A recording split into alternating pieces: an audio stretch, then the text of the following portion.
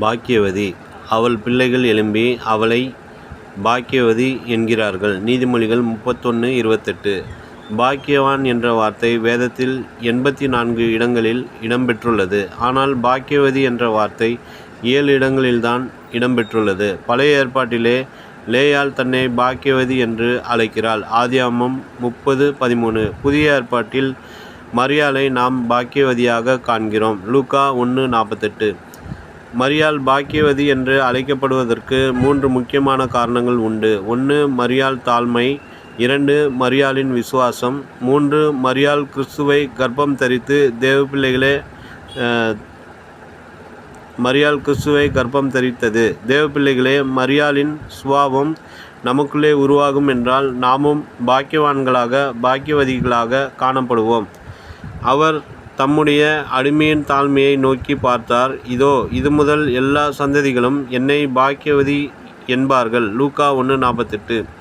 வேதம் முழுவதிலுமே மரியாளின் தாழ்மை நம்மை பிரமிக்க செய்கிறது. இயேசு கிறிஸ்து அற்புதங்களை செய்தபோது என் மகன் மூலமாய் நடந்த அற்புதங்கள் என்று அவள் பெருமைப்பட்டு கொள்ளவில்லை.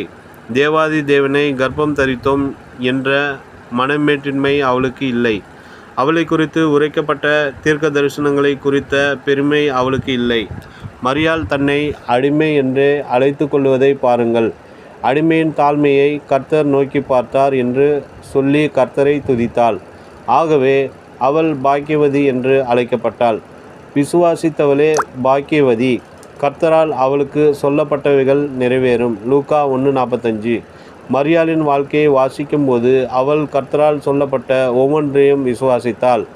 ஆகவே விசுவாசித்த அவளை பாக்கியவதி என்று வேதம் அழைக்கிறது. தேவப்பிள்ளைகளே, கர்த்தர் உங்களுக்கு ஒரு வாக்குத்தத்தம் கொடுத்தால், கர்த்தர் உங்களோடு பேசி ஒரு காரியத்தை சொன்னால் அதை உறுதியாய் பற்றி கொள்ளுங்கள்.